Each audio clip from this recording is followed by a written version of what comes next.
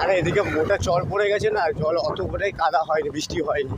আর 10 minute বৃষ্টি হলে পুরো প্যাচ প্যাচে হয়ে যেত, এদিকে আরো অবস্থা খারাপ হয়ে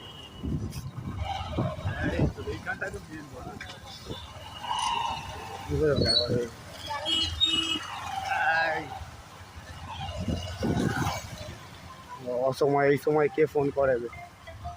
বাপ ফোন করছে না। হ্যাঁ বলো। হ্যালো।